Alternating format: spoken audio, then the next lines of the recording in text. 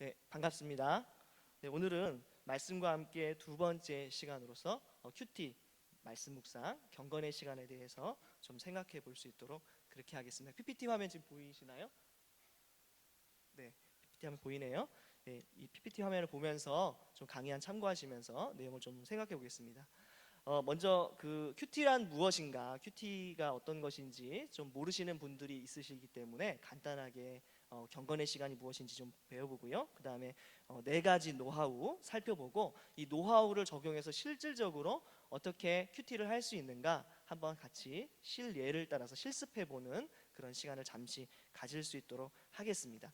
먼저 큐티란 무엇인가입니다. 큐티 이름 좀 생소하지요? 큐티라는 말을 이제 들어보신 분도 계시고 또 이제 처음 들어보시는 분들도 계실 텐데, 큐티는 영어로 quiet time이라는 영어의 앞글자 Q, T 이렇게 따가지고 큐티 짧게 이렇게 부릅니다. 직역하면 조용한 시간 이런 뜻입니다. 이 조용한 시간에 도대체 뭘 하자는 걸까요? 하나님 앞에서 말씀을 묵상하고 또 하나님과 교제하고 그것을 통해서 개인 경건의 시간을 갖는 것을 이렇게 큐티 quiet time 이렇게 지금 표현한 겁니다. 그러니까 뭐 여러 가지 말로 부를 수 있지만 그냥 우리가 흔히 경건의 시간이다, 말씀 묵상 시간이다, 우리가 보통 이렇게 사용하는데요.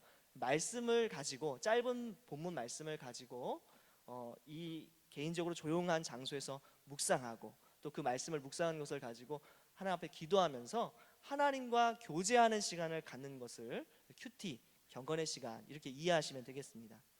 큐티는 이제 사실 말씀 묵상하는 방법들 가운데 한 가지 방법이에요. 우리 말씀을 묵상하고 생각하는 방법이 여러 가지가 있겠죠. 대표적으로 어떤 게 있을까요? 우리 어렸을 때 많이 했던 거, 성경 암송, 그렇죠? 성경을 암송하면서 성경 말씀을 묵상할 수도 있어요.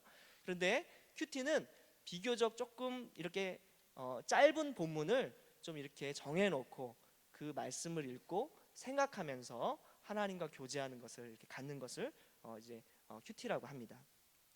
자, 이제 큐티가 이제 뭔지 아셨죠? 그럼 이제 큐티의 목적을 좀 생각해 보겠습니다. 우리가 도대체 큐티를 통해서 무엇을 얻고자 하는 것인가? 많은 분들이 큐티를 하면서 공부를 하는 것이다, 또 연구를 하는 것이다, 또는 성경에 대한 어떤 어려운 이론에 대해서 배우는 것이다 이렇게 생각하시는 분들이 있습니다. 물론 성경 말씀을 묵상하면 성경 지식이 자연스럽게 늘어납니다. 그렇죠? 그리고 하나님의 말씀에 대한 이해도 늘어나게 돼요. 하지만 이것이 큐티의 주된 목적은 아닙니다.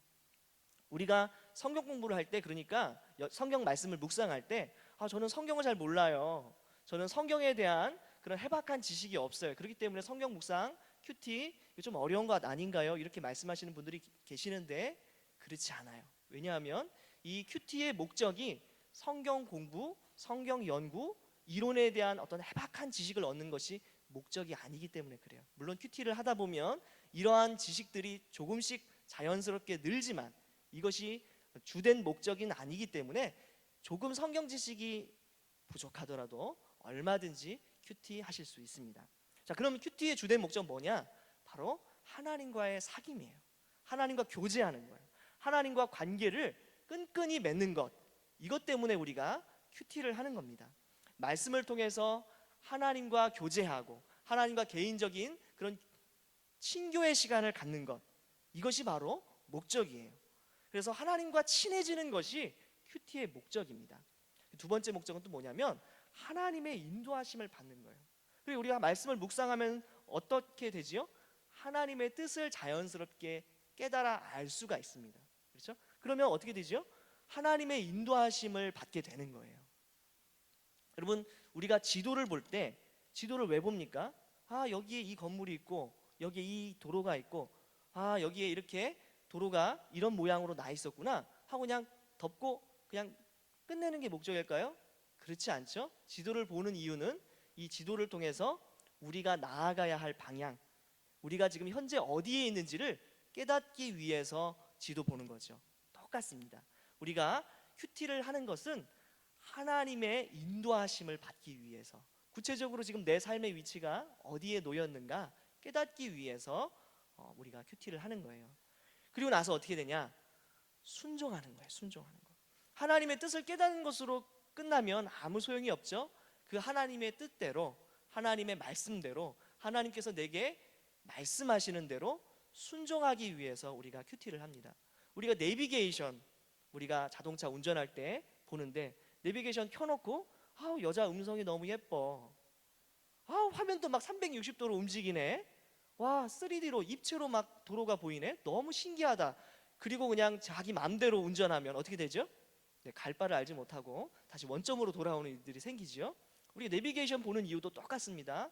그 내비게이션의 음성을 따라서 그 지도를 참고해서 실제로 우리의 삶의 그 방향을, 그죠? 제대로 정초하기 위해서 우리가 내비게이션 보는 것처럼 우리가 큐티하는 것도 결국은 하나님의 말씀에 순종함으로 우리가 하나님의 뜻을 따르기 위해서 큐티하는 겁니다. 그죠? 그래서 이런 목적 때문에 우리가 큐티하는 거예요. 큐티는 그러니까 이론을 위해서 하는 게 아니라 삶의 실제적인 문제들을 위해서 우리가 큐티하는 겁니다. 자, 그러면 이런 큐티, 우리가 성공하려면, 잘하려면 제일 필요한 게 뭘까요? 바로 하나님에 대한 사랑입니다. 우리가 솔직하게 딱 이렇게 얘기하면 우리가 큐티, 성경 통독, 우리 왜 못하지요? 물론 바쁘고 분주한 것도 중요한 이유지만 아주 결정적으로 핵심적인 이유는 우리가 하나님을 사랑하지 않기 때문이지요. 그렇죠? 우리가 TV보다, 또 돈보다, 자녀보다, 노는 것보다, 잠자는 것보다 하나님의 말씀을 더 사랑하지 않는 거예요. 그렇기 때문에 우선순위에서 밀리는 거죠. 여러분, 그런데 문제는 사랑하면 헌신하고 투자하게 돼 있어요. 그렇죠? 여러분 잘 생각해 보세요. 솔직하게 생각해 보세요. 아무리 피곤해도 우리 주말 드라마 꼭 챙겨 보잖아요. 그렇죠? 아무리 피곤해도 우리 어떻게 합니까? 바빠도 밥은 꼭 먹고 일하잖아요. 그렇죠? 왜 그렇죠? 사랑하니까. 그죠? 제 청년들에게 이렇게 청년들을 지도할 때 꼭 이렇게 연애 상담을 하는 청년들이 있었어요. 저한테 묻습니다. 목사님, 전사님, 그 오빠가 저에게 마음이 있는지 잘 모르겠어요. 그럼 제가 물어봅니다. 뭘 사줬니? 물어봅니다, 항상. 그러면 그냥 별로 사준 거 없는데요? 그럼 오해하지 마. 그냥 교회 동생으로 너무 정말 이렇게 이뻐하는 거야. 근데 칼질하러 갔대요. 5만 원짜리 막 예약해가지고, 영화표도 막 예매해가지고 막 이렇게 제일 좋은 자리 막 이렇게 해놨다는 거예요. 그럼 뭡니까? 사심이 있어. 잘해봐. 이렇게 제가 얘기를 해줍니다. 무슨 말이에요? 사랑하면 헌신하고 투자하게 돼 있어요. 드라마를 좋아하면 피곤해도 막 얼굴을 막 뺨때기를 때리면서, 그죠? 잠을 깨워가면서 드라마를 보게 돼 있어요. 사랑하면. 마찬가지입니다. 하나님을 사랑하면 말씀에 대해서 헌신하고 투자하게 돼 있어요. 아무리 바빠도, 아무리 상황이 어려워도 잠깐의 시간을 낼 수가 있습니다. 여러분, 관계를 위해서는 헌신이 필요해요. 그렇죠? 관계는 갑자기 이렇게 깊어지는 게 아니에요. 제가 이렇게 어떤 성도님하고 친해지려고 할 때 갑자기 어느 날 큰 소리로 인사했다고 해서 그 성도님과 친해질 수 있을까요? 아니죠. 제가 어느 날 갑자기 아내에게 잘 보이려고 설거지 한번 했다고 막 부부애가 굉장히 뜨거워지고 깊어지고 막 사랑이 넘칠까요? 그렇지 않죠. 평소에 잘해야 된다. 평소에. 그렇죠? 하나님과의 관계도 마찬가지예요. 평소에 우리가 하나님을 얼마나 사랑하고 하나님을 얼마나 찾고 하나님을 얼마나 뜨겁게 우리가 열렬히 구했는가 하는, 얼마나 하나님과 친교의 시간을 가졌는가가 바로 이 친밀함을 좌지우지합니다. 평소에 큐티하는 것, 평소에 사랑해서 헌신하고 투자하는 것이 너무 중요하다는 거예요. 자, 그러면 큐티 노하우를 이제 구체적으로 이제 보도록 하겠습니다. 큐티 하기 위한 첫 번째는 준비입니다. 그리고 기본적인 자세인데요. 여러분, 지금 그림에 지금 어떤 게 있지요? 성경, 그리고 메모할 수 있는 필기도구가 있습니다. 여러분, 이런 성경 없이 큐티하겠다 이런 분 혹시 계세요? 성경 말씀을 묵상해야 되는 성경 없이, 또는 매일 성경, 우리 교회는 지금 매일 성경 보고 있죠? 그리고 매일 성경 없이 큐티하겠다, 불가능합니다. 그러니까 기본적으로 성경을 준비하셔야 돼요. 이 성경을 준비하실 때 우리가 지금 예배 시간에 사용하는 개역 개정판 성경도 참 좋지만 다른 다양한 번역본 성경을 쓰시는 것도 굉장히 유익합니다. 우리 지난번에 이순범 목사님께서 여러 성경을 알려주셨어요. 새번역 성경, 또 이런 다양한 성경들 좀 알려주셨어요. 그런 성경들을 좀 다양하게 집에 이렇게 구비해 놓으시고 좀 이렇게 보시는 게 굉장히 도움이 됩니다. 또 혹시 외국어를 하실 수 있으면, 영어를 하실 수 있으면 다른 영어 성경을 보셔도 좋아요. NIV, ESV 등등 많은 영어 성경이 있으니까 어떤 것을 고르시든지 몇 권을 고르셔서 함께 참고하시면 참 도움이 됩니다. 또 그리고 두 번째, 큐티집. 우리 교회는 아까 전에 매일 성경 본다고 했습니다. 매일 성경을 통해서 이렇게 큐티집 이용해서 큐티를 할 수도 있습니다. 이 큐티집을 이용하면 좋은 것이 뭐냐면 따로 두꺼운 성경책을 들고 다니실 필요가 없지요. 그리고 또 두 번째는 큐티집에 이런 간단한 묵상을 도울 수 있는 성경 해석이나 또 적용이나 이런 해설들이 실려 있기 때문에 이런 것들을 참고하시면 보다 쉽게 말씀을 묵상하실 수가 있습니다. 그래서 같이 또 이렇게 한 본문을 가지고 우리가 묵상할 수 있기 때문에 공동체가 유익함이 있습니다. 또 혹시 있으시다면 성경 사전이나 또 아니면 각주 설명이 달린 그런 좀 두꺼운 성경책이 있지요. 주석이 달린 그런 성경책들을 또 이렇게 보셔도 참고하셔도 좋습니다. 또 필기도구를 꼭 구비하셔야 돼요. 필기도를 가지고 메모를 하셔야 되니까. 가끔씩 저는 컴퓨터로 하는데요, 상관없습니다. 어떤 것이든 메모하실 수만 있으면 돼요. 자, 그리고 이제 아주 기본적인 건데요, 적절한 환경이 필요해요. 여러분 큐티 하는데 조용한 시간과 장소가 마련되지 않으면 말씀 묵상할 수 있을까요? 이게 어렵죠. 할 수는 있겠지만 집중하기가 어렵습니다. 그러니까 기본적으로 우리가 준비물을 가지고 이렇게 조용한 장소, 큐티를 할 수 있는 적절한 환경을 마련하는 것이 굉장히 중요합니다. 근데 가끔씩 큐티를 너무 하고 싶은데 적절한 장소가 없다는 거예요. 그래서 달리는 6번 버스 안에서 나는 이렇게 흔들리는 버스 안에서 손잡이를 붙잡고 출근을 하면서 큐티를 하겠다 이러시는 분들이 있습니다. 그래서 이게 막 사람들이 왼쪽으로 흔들리면 자기도 왼쪽으로 흔들리면서 같이 큐티를 보는, 말씀을 이제 본다는 거예요. 그리고 생각을 한다는 거예요. 물론 그런 환경에서라도 이렇게 말씀을 묵상하시고자 하는 그런 열의는 굉장히 귀하지만 말씀을 제대로 묵상할 수 있을까요? 없겠죠. 좀 있으면 내려야 되는데, 그죠? 또 옆 사람이 또 밀고 이렇게 하면 어렵죠.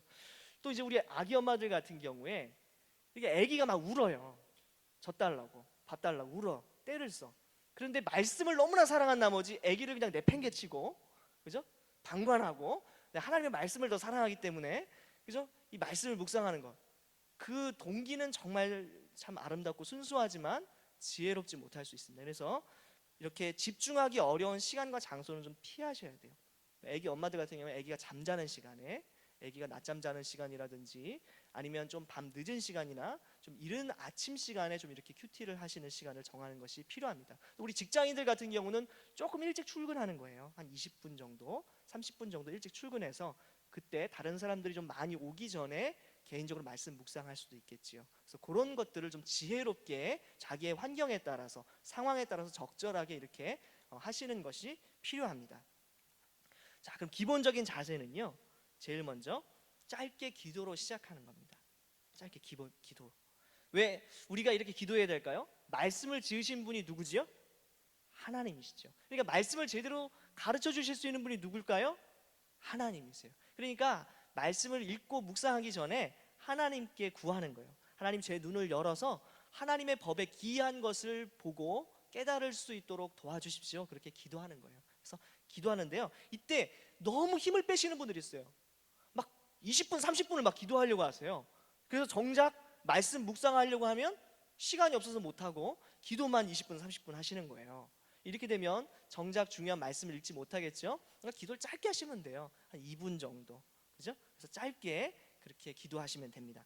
두 번째 기본 자세는 성경 본문을 최소한 한 3번 정도는 정독하겠다라는 마음으로 읽으시는 거예요. 3번 정도. 이 3번 정도 읽는데 평균 시간 얼마나 걸릴까요?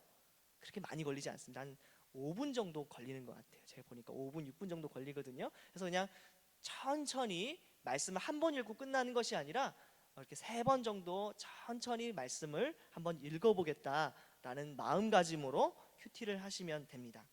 자, 그리고 마지막 기본 자세는 반드시 적어야 됩니다. 읽으실 때 그냥 눈으로만 읽으시는 것이 아니라 손으로 읽으셔야 돼요. 여기 제가 적어놨는데요, 펜은 눈보다 강하다 이렇게 썼습니다. 왜 펜은 눈보다 강할까요? 눈으로만 읽으면 기억을 하지 못해요. 그리고 눈으로만 읽으면 제대로 성경 말씀이 어떠한지를 관찰할 수가 없습니다. 그래서 반드시 적으셔야 돼요. 반드시 적으셔야 됩니다. 큐티를 할 때 그냥 눈으로만 큐티하겠다. 그것은 큐티가 아닙니다. 그것은 그냥 말씀 통독입니다. 말씀 통독과 성경 통독과 성경 읽기와 큐티를 나누는 가장 중요한 기준이 뭐냐? 적느냐 적지 않느냐예요. 이해되시죠? 그래서 반드시 손으로 표시하시고 메모하시고 적으셔야 돼요. 그래서 머리로만 생각하는 것이 아니라 반드시 적고 표시해서 기억하실 수 있도록 제대로 또 이렇게 남을 수 있도록 그렇게 하셔야 됩니다. 두 번째 큐티 노하우입니다. 문맥을 생각하는 거예요. 문맥.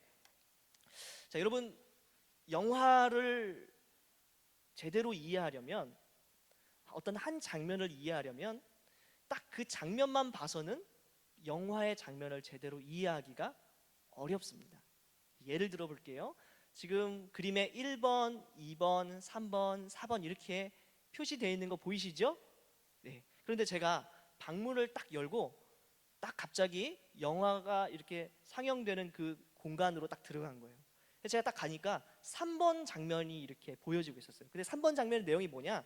어떤 여자가 굉장히 무서운 표정을 하고 어떤 남자의 그 뺨을 착 하고 때리는 장면이었어요. 근데 한 대 때리고 끝나는 줄 알았더니 또 착 하고 때리는 거예요. 또 한 번 착 하고 몇 대 때렸어요? 3대. 완전수 3대.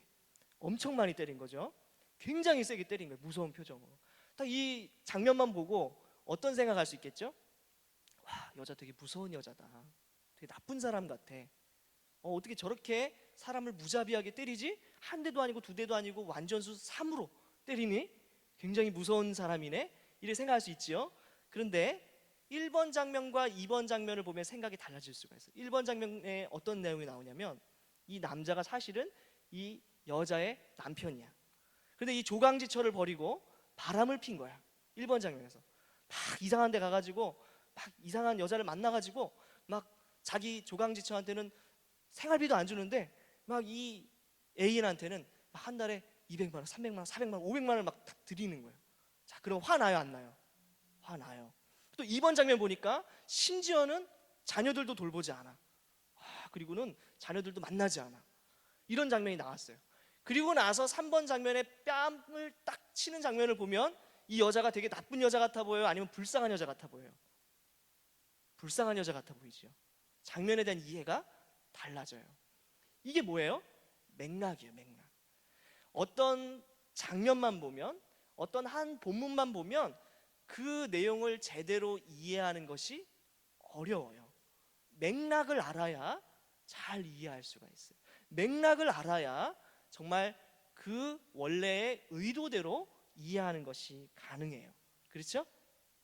앞장면뿐만 아니라 뒷장면을 또 이해하는 것도 필요해요. 앞에서 이 남자가 바람피고 자녀들도 돌보지 않는 장면이 나왔어요. 근데 뒤에 4번 장면을 보니까 이 남자가 뺨을 맞더니 정신을 차렸어. 그리고 무릎 꿇고 사과하고 다시 아내한테 돌아오고 자녀들한테 미안하다고 사과하고 잘 돌봐주는 장면이 나왔어. 그러면 이 남자가 어떻게 보여요? 이제는 그래도 기본적인 인간성은 돼 있구나. 이렇게죠? 이런 생각 하실 수가 있죠? 근데 4번 장면에서 이 남자가 오히려 더 화를 내고 더 뺨을 때려. 그러면 이 남자가 어떻게 생각하겠어요? 야, 정말 사람도 아니구나. 이렇게 생각하겠죠? 그러니까 이 앞에 뒤에 나오는 장면들도 제대로 염두해야 우리가 보고 있는 그 내용, 우리가 지금 오늘 읽고 있는 그 본문의 내용도 제대로 이해할 수가 있다는 거예요. 이해되시지요? 네. 자, 그러면 문맥이 중요하다 생각하면서 우리 좀 볼게요. 자, 성경의 예들을 좀 한번 보면서 생각해 볼 필요가 있어요. 이런 문맥을 무시하면 말도 안 되는 비약적인 해석을 할 수밖에 없어요. 장면에 대한 이해가 없으니까. 이해되시지요? 그래서 엉뚱한 해석을 하지 않으려면 반드시 성경의 문맥을 살펴봐야 돼요. 그럼 이제 성경의 예를 통해서 문맥이 얼마나 중요한지 한번 볼게요. 자, 보니까 퀴즈를 제가 내겠습니다. 이 잠언 5장 15절 말씀인데요. 한번 다 같이 읽어볼까요? 준비되셨죠? 시작. 너는 내 우물에서 물을 마시며 내 샘에서 흐르는 물을 마시라. 네, 지금 이 본문의 말씀을 읽었는데 이 말씀의 의미가 무엇일까요? 주관식으로 하면 어려우시니까 제가 객관식을 준비했어요. 한국 사람들은 객관식을 좋아하잖아요. 그래서 제가 객관식 준비했습니다. 1번 다른 사람이 가진 재능을 부러워하지 말고 하나님께서 너에게 주신 재능을 감사히 생각하고 만족해라. 이 본문의 의미는 이런 뜻이다. 1번. 2번. 원래 하던 일을 쉽게 포기하거나 다른 사람이 하는 일에 기웃거리지 말고 그냥 꾸준하게 원래 너가 하던 그 일을 한 우물을 파라. 2번. 3번. 하나님께서 나에게 주신 은혜들을 마음껏 누리고 마실 수 있도록 해라. 우물물을 마시는 것처럼. 자, 1번 같아요? 2번 같아요? 3번 같아요? 우리 한번 손 들어볼까요? 1번. 아, 예, 꽤 드시네요. 또 2번. 네, 이렇게 드세요. 이렇게 안 드시고 이렇게 드세요. 예, 3번. 아, 예, 지금 3번이 제일 많은 것 같아요, 그죠? 근데 죄송한데 1번, 2번, 3번 모두 틀렸습니다. 죄송해요, 제가 거짓말을 했네요, 본의 아니게. 예, 예를 들어드리기 위해서. 근데 문맥을 보면, 앞뒤 문맥을 보면 이 본문의 말씀이 어떤 의미인지 알 수가 있어요. 제가 5장 1절 6절 보니까 대저 음녀의 입술은 꿀을 떨어뜨리며 그의 입은 기름보다 미끄러우나 나중은 쑥같이 쓰고 두날 가진 칼같이 날카로우며 그의 발은 사지로 내려가며 그의 걸음은 스올로 나아가나니 그는 생명의 평탄한 길을 찾지 못하며 자기 길이 든든하지 못하여도 그것을 깨닫지 못하느니라. 무슨 말입니까? 음료, 달콤한 것처럼 보이지만 사실은 스올로 나아가게 만드는 그런 문을 여는 거다. 조심해라.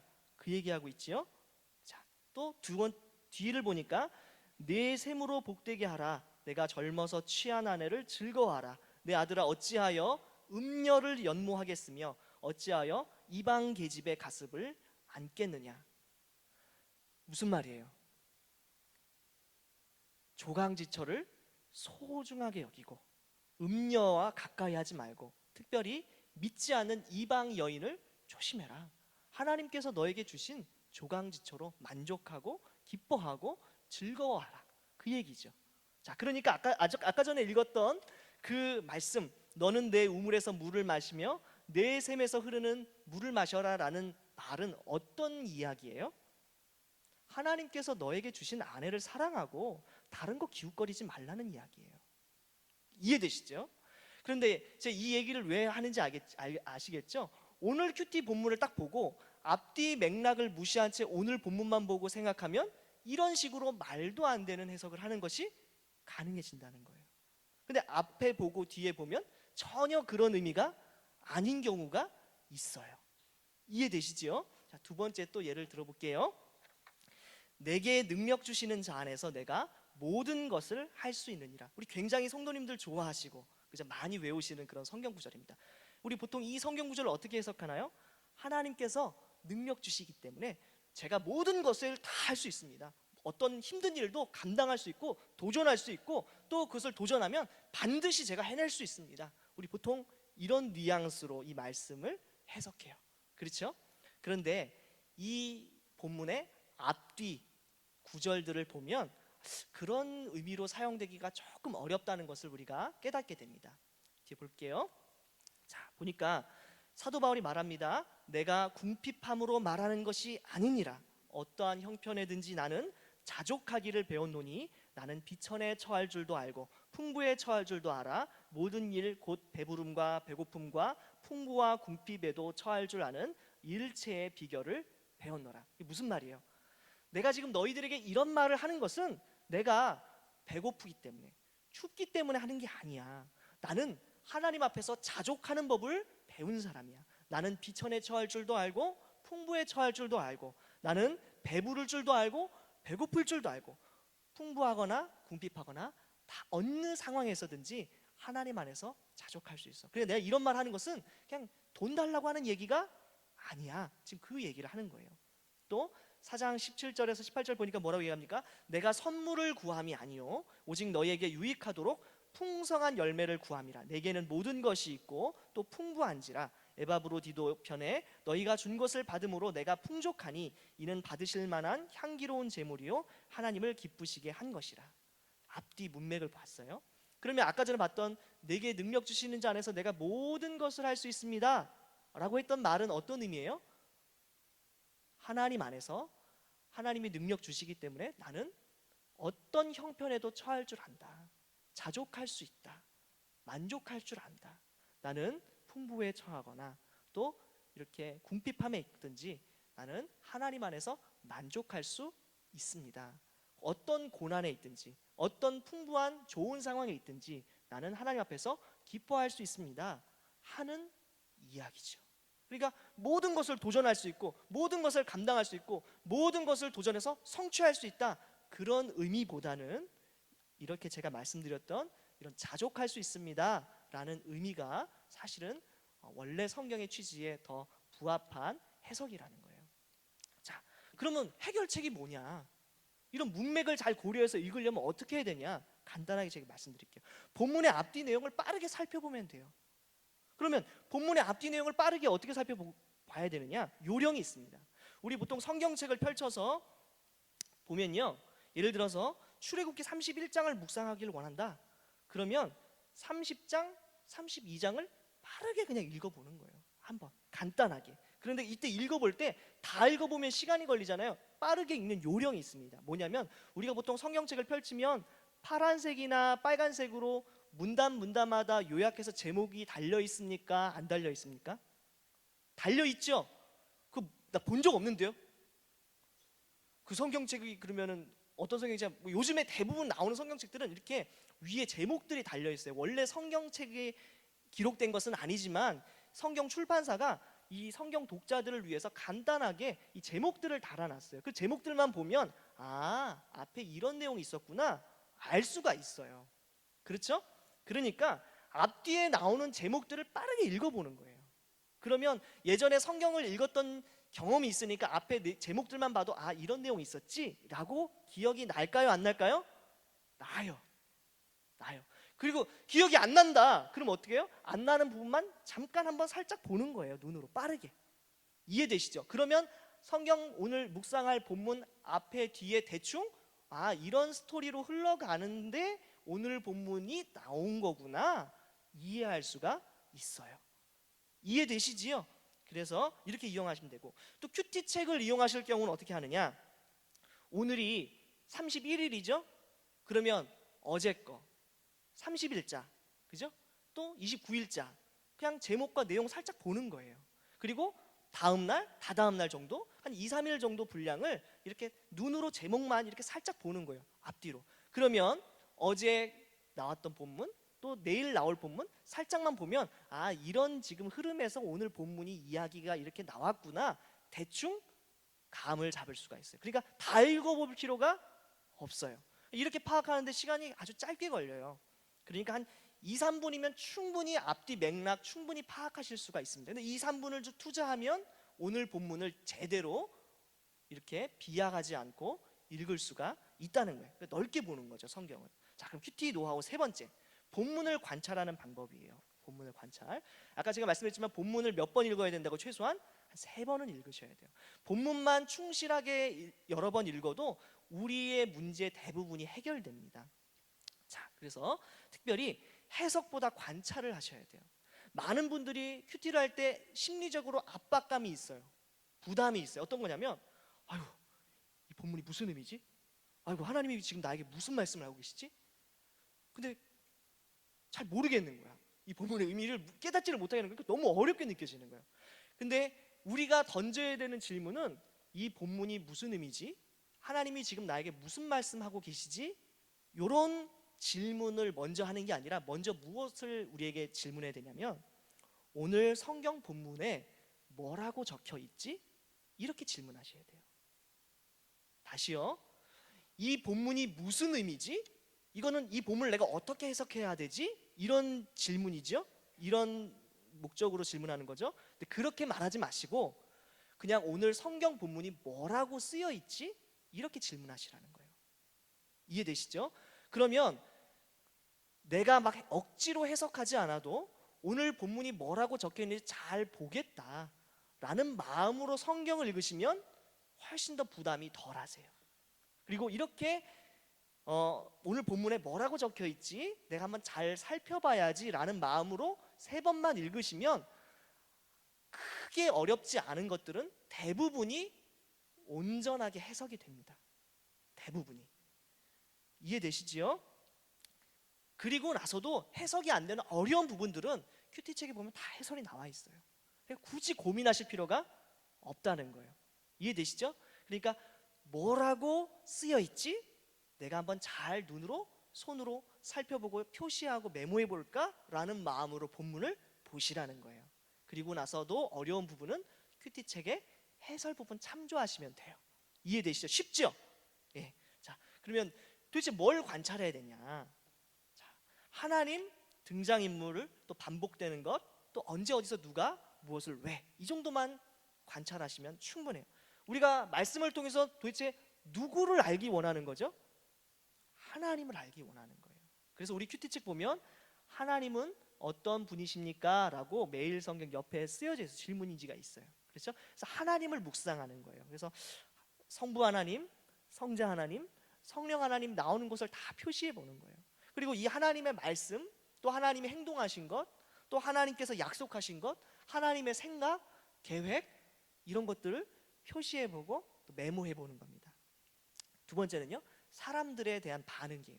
사람들이 어떻게 행동했고, 또 예수님이 이렇게 말씀하실 때 사람들은 어떻게 생각했고 어떻게 반응했는지, 또 사람들의 계획이 뭔지, 왜 그랬을지, 이런 것들을 한번 메모해 보는 거예요. 그리고 세 번째는 반복되는 게 나와요. 성경에 반복된다는 건 무슨 의미일까요? 중요하다는 거겠죠. 중요한 것들, 반복되는 것을 한번 찾아보는 거예요. 2번, 3번, 4번, 5번 비슷한 표현, 또 비슷한 생각, 개념, 이런 것들을 찾아서 표시해 보는 것이에요. 그리고 마지막으로 언제 어디서 누가 무엇을 어떻게 왜, 이런 거 관점으로 한번 생각해 보는 거죠. 그러면 이전에 놓쳤던 것들이 보여지게 돼 있습니다. 자, 큐티 노하우 네 번째, 내 삶에 적용하는 거예요. 적용. 아까도 말씀드렸죠? 큐티를 하는 목적은 실질적으로 내 삶의 인도함을 받는 거예요. 하나님께. 그리고 나서 어떻게 하죠? 그 인도하심을 따라 순종하기 위해서 하는 거예요. 그렇기 때문에 적용을 잘해야 됩니다. 자, 적용의 가장 중요한 것은요, 구체적으로 적용하는 거예요. 구체적으로. 우리가 적용을 할 때 보통은 이런 식으로 적용을 해요. 많은 사람들이 제가 열심히 기도해야 되겠어요, 이렇게 적용해요. 근데 이게 적용일까요? 죄송하지만 이것은 적용이라기보다는 신앙의 교훈을 그냥 적은 거예요. 교리를 적은 거예요. 그렇죠? 적용은 하나님께서 주시는 말씀 교훈을 내 삶에 개인적으로 나의 상황에, 나의 지금 처지에서, 내가 지금 당면한 상황에서 적용하는 것, 이것이 적용이에요. 나만의 것이 돼야 돼요.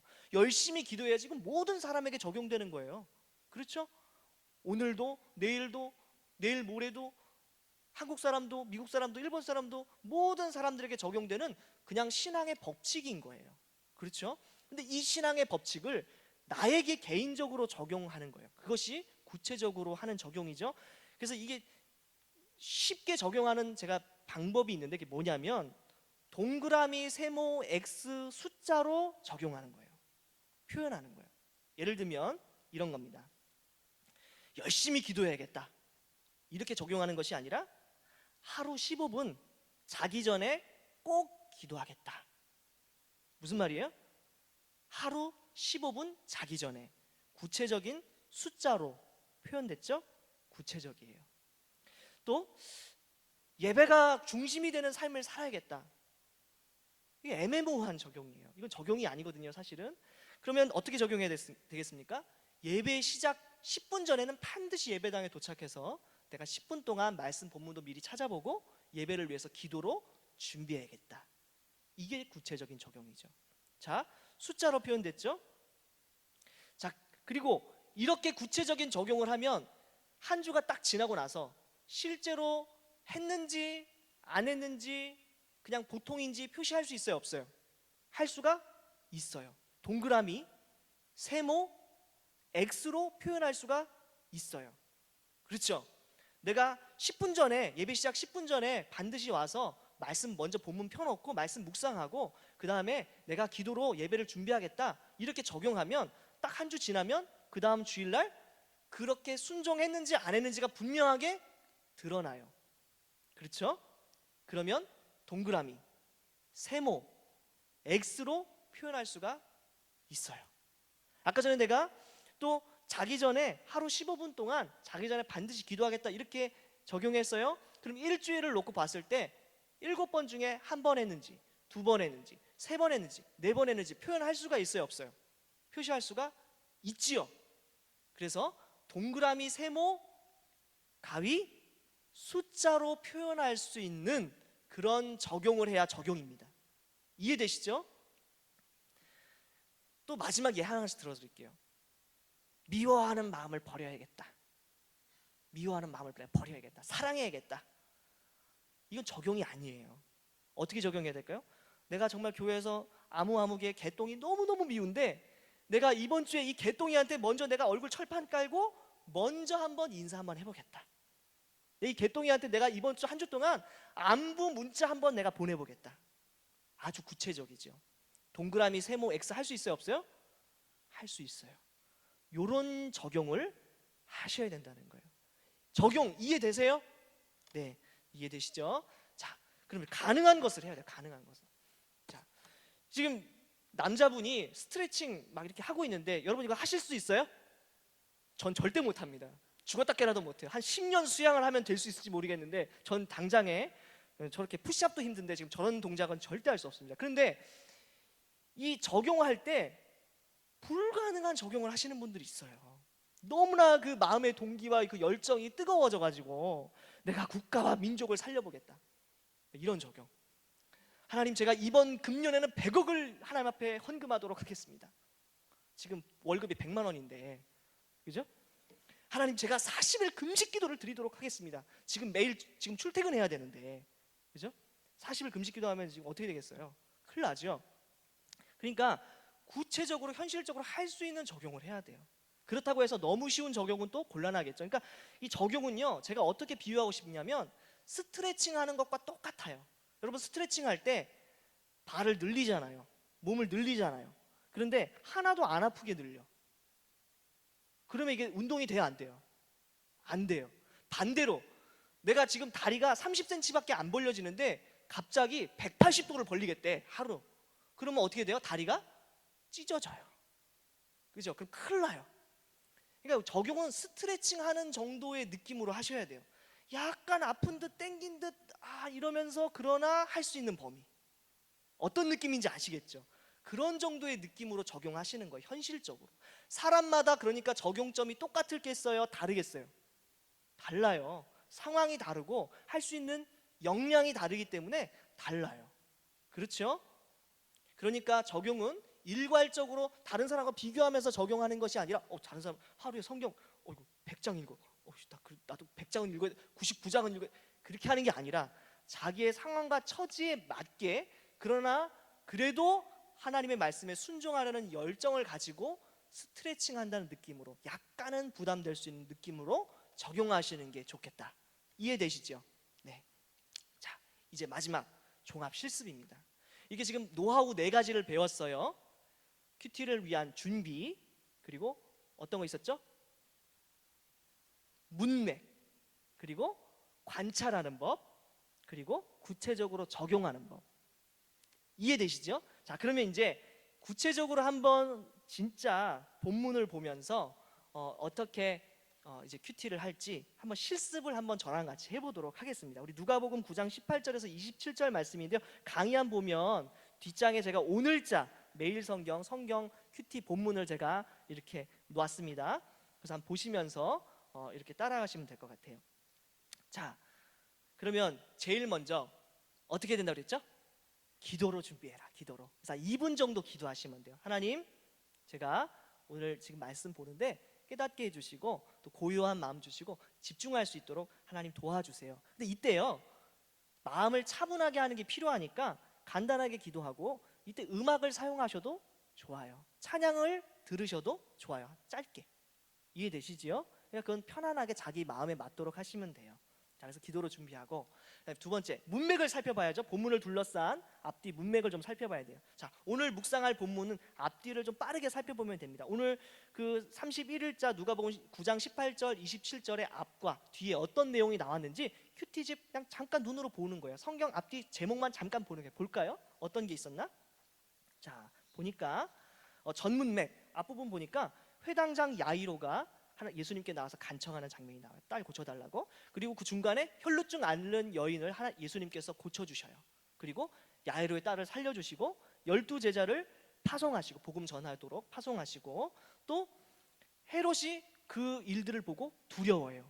사역이 되게 성공적이었거든요. 그러니까 그런 모습을 보고 되게 헤롯이 두려워하고, 또 예수님 도대체 어떤 분이실까 이렇게 궁금해하는 장면이 나옵니다. 오늘 본문의 뒤에 보니까 예수님께서 영광스럽게 변모하시는 모습이 나타나요. 변화산 사건이죠. 예수님께서 그 찬란한 영광으로 빛나시는 모습을 이렇게 묘사하고 있어요. 또 산 아래 근데 제자들이 어떤 모습이 나타나요? 굉장히 무능력해요. 무지해요. 그래서 그 귀신 들린 아이를 고치지 못하는 그런 모습이 보여지고요. 또 제자들 간에 논쟁이 있어요. 내가 크다, 누가 더 크냐, 이런 문제로 이렇게 논쟁하는 모습이 앞뒤로 이렇게 나와 있습니다. 대략 그러니까 어떤 흐름에서 나오는지 보시죠. 이렇게 살펴보고 끝나면 돼요. 눈으로 보시면 돼요. 자, 그럼 이제 본문을 읽으면 돼요. 이렇게 하고. 자, 그럼 본문을 읽은데, 본문을 읽을 때 한 충분히 표시하고 메모하는 것과 다 해서 한 10분을 잡으시면 됩니다. 한번 볼까요? 자, 제일 먼저 뭘 찾아야 된다고요? 하나님 찾기.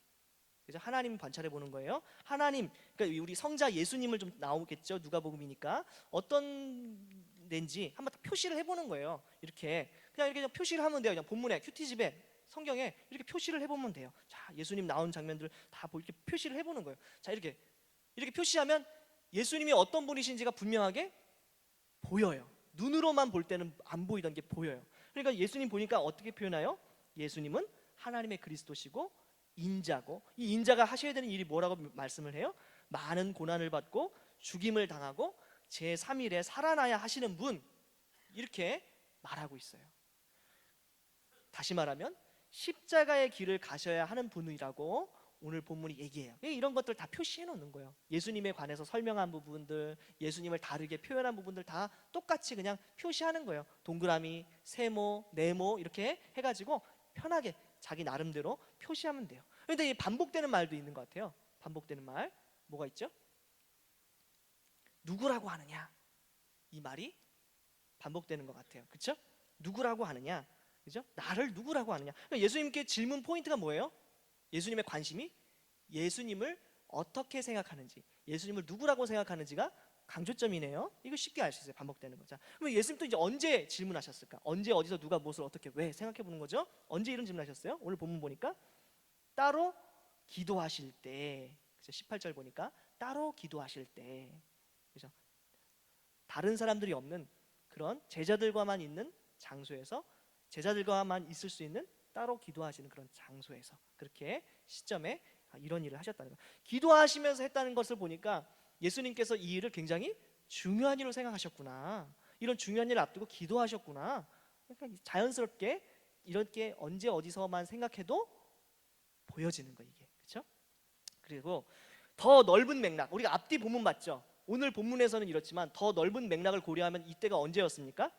12제자를 파송하고 12제자의 사역이 성공적이어서 많은 열매를 거뒀을 때, 그래서 사람들이 환호하고 예수님을 우러러보고, 심지어는 헤롯 안티파스가 예수님에 대해서 두려워하고 예수님이 어떤 사람이지? 라고 궁금해하던 그 시점에 예수님께서 이런 일을 하셨다는 거예요. 성공적이었을 때, 그죠? 오병이어의 기적 후에, 다시 말하면 화려한 성공으로 사람들이 환호할 때 예수님께서 이런 일을 하셨다는 거예요. 자, 그럼 예수님이 왜 이런 일을 하셨을까? 이때 예수님께서 목적은 사람들의 관심이나 성공이나 명예가 아니라 어떤 거예요? 십자가라는 거예요. 제일 성공했을 때 왕이 될 수도 있잖아요. 제일 인기를 얻었을 때 한 자리 할 수도 있잖아요. 근데 예수님의 관심은 그게 아니고 제일 성공했을 때 오히려 제일 낮아지는 길을 가신다는 거예요. 넓은 맥락에서 언제 이런 일을 하셨지만 생각해도 이런 게 눈에 보여요. 그렇죠? 자, 뒤에 본문 보니까 또 이제 찾아보는 거예요. 하나님을 또 역시 하나님 다 표시해보는 거예요. 예수님에 대한 표시를 하는 거예요. 나 이런 것들 다 표시해보고. 여기 보니까 또 특이한 게 무리라고 하는 단어가 나오는데, 앞에 나왔던 무리와 지금 23절의 무리는 다른 무리죠. 앞에 무리는 예수님의 제자가 아닌 사람들 무리를 무리라고 표현했는데, 여기서 무리는 누구예요? 제자들이죠, 제자들. 그러니까 이런 것들은 헷갈릴 수 있으니까 또 따로 표시하면 돼요, 그죠? 앞에 무리들과 다르죠. 그리고 예수님을 따르려면 어떻게 해야 됩니까? 자기를 부인하고 날마다 자기 십자가를 지고, 그죠? 예수님을 위해서 제 목숨을 잃어야 하고 예수님과 예수님의 마을을 부끄러워하지 말아야 되고, 네, 이런 것들을 써보는 거예요. 예수님을 따르려면 어떻게든지 그냥 정리해 보는 거야. 앞에 나왔던 것들. 자, 반복되는 말이 어떤 거 있어? 아무든지, 누구든지, 이런 표현이 반복되죠. 아무든지, 누구든지. 그렇죠? 이게 무슨 말이에요? 예수님을 따르기 위해서 자기 부인의 길, 십자가의 길을 누구든지 따라야 된다는 거예요. 누구든지. 예외가 없다는 거죠. 그렇죠? 반복되는 말만 찾아도 그게 보이는 거예요. 그냥 눈으로 읽을 땐 이게 안 보이는데 표시를 해보니까 누구든지, 아무든지 예수님을 따르려면 이렇게 해야 되는구나, 예외가 없구나, 이런 것들이 보이는 거죠. 난해한 성경 구절이 있어요. 27절이 너무 어렵죠. 내가 참으로 너희에게 이르노니 여기 서 있는 사람 중에 죽기 전에 하나님의 나라를 볼 자들도 있느니라. 하나 죽기 전에 하나님의 나라를 본다는 게 무슨 말이지? 이거 뭐 갑자기 하나님이 나타나신다는 말인가? 이게 무슨 말이지? 헷갈리는데 오늘 매일 성경 제가 복사해서 드린 거 보면 오른쪽 아래 모서리에 27절 죽기 전에 하나님의 나라를 본다는 것은 이라고 난해한 성경 구절에 대한 해석이 있어요, 없어요? 있어요. 그러니까 고민하실 필요가 없어요. 그렇죠? 너무 쉽죠? 그냥 잘 모르는 것, 어려운 것, 누구든지 읽었을 때 좀 이렇게 쉽게 생각하기 어려운 부분들은 대부분 다 여기 이렇게 기록이 돼 있기 때문에, 설명이 돼 있기 때문에 그냥 읽고 지나가시면 돼요. 고민하실 필요가 없어요. 이해되시지요? 자, 그러면 27절 죽기 전에 하나님의 나라를 본다는 것은 예수님의 재림이 아니라 부활 사건 또는 변화산 사건을 가리킨다. 그러면 그렇구나 하고 넘어가시면 돼요. 굳이 여기서 막 어렵게 공부하시려고 하지 않으셔도 돼요. 그렇죠? 자, 이렇게 관찰을 했어요. 그럼 이제 어떤 걸 해야 되죠? 관찰하면서 느낀 점, 생각된 점을 적어보는 거예요. 하나님께서 나에게 주시는 교훈 적어보는 거예요. 제가 깨달은 걸 제가 한번 적어봤어요. 이건 제 개인적인 묵상이에요. 예수님은 제자들이 자기를 제대로 알기를 원하시는구나. 그래서 기도하시고 일부러 외딴 장소에서 따로 이렇게 질문하고 계시는구나. 예수님을 안다는 건 굉장히 중요한 거구나. 제가 깨달은 거예요. 그리고 예수님은 하나님의 그리스도시구나. 그리고 예수님은 지금 성공을 지금 하신 단계인데 가장 화려한 성공을 하셨을 때 오히려 십자가를 얘기하시는구나. 그러니까 지금 예수님은 관심이 성공이 아니라 섬김이고 희생이고 헌신이고 많은 사람들을 유익하게 하기 위해서 자신을 내주시는 일을 관심 갖고 계시는구나. 예수님은 그런데 이 일을 왜 하실까? 왜 이렇게 십자가의 길을 걸으려고 하실까? 힘이 없어서는 아닌 것 같아요. 왜요? 앞에 본문 보니까 어땠어요? 예수님이 가장 성공했을 때 사람들을, 죽은 사람들도 살리시고, 그죠? 오병이어의 기적까지 일으키시는 능력 있으신 분인데 그럼에도 불구하고 이렇게 희생하고 헌신하고 십자가 길을 걸으려고 하시는 걸 보니까 예수님은 정말 능력이 없어서가 아니라 정말로 우리를 위해서 이런 일을 하시는 분이구나. 그리고 뒤에 변화산 사건을 보면 예수님이 어때요? 영광스러운 분이잖아요. 그런 영광스러운 분임에도 불구하고 이 길을 가려고 하시는구나. 앞뒤 문맥을 살펴보니까 오늘 본문에서 예수님께서 하시려고 하는 일이 더 제 마음에 부딪혔어요.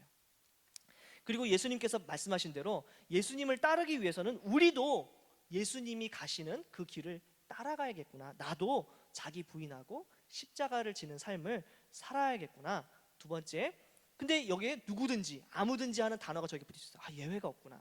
예수님을 따르려면 목사라고, 모태신앙이라고, 중직자라고, 또 내가 정말 오래전부터 신앙생활 했다고 해서 저절로 제자가 되는 것이 아니라 그렇게 날마다 자기를 부인하고 십자가를 지고, 자기를 부인하고 그렇게 십자가를 지는 삶을 살아야 제자가 될 수 있구나. 여기에 나도 목사라는 타이틀을 걸면 안 되겠구나. 이게 제 개인적으로 부딪힌 그런 메시지였어요. 그리고 나서 예수님의 길을 걷지 않는 근데 제자들 보는 거예요. 후 맥락 보니까, 아까 본문 이후의 맥락 보니까 어땠어요? 예수님 밑에 제자들이 산 아래서, 그죠? 무지했어요. 그죠? 그리고 병자도 고치도 못하고 심지어는 내가 더 커, 내가 더 커 이러면서 싸우고 있었어요. 예수님 지금 십자가 길을 걸으시는데 제자들은 성공을 지금 바라보고 있구나. 내가 예수님 왜 따르고 있지? 나도 제자들처럼 성공하려고 예수님 따르는 거 아닐까? 제자들처럼 섬김이 아니라 성공을 위해서 예수님 쫓아가고 있는 게 아닐까? 그런 생각을 제 안에 이렇게 하게 됐어요. 나는 예수님을 정말 진심으로 따르고 있을까? 아니면 내 야망을 위해서 예수님을 따르고 있는 걸까? 이런 마음의 부딪힘이 있었어요. 이런 걸 좀 적어보는 거예요. 어려워요, 쉬워요? 말씀을 읽으면서 그냥 느꼈던 거 관찰하고 나서, 관찰하면 자연스럽게 내 안에 부딪히는 게 있어요. 사람마다 다 다르겠죠? 그냥 그런 걸 적어보는 거예요.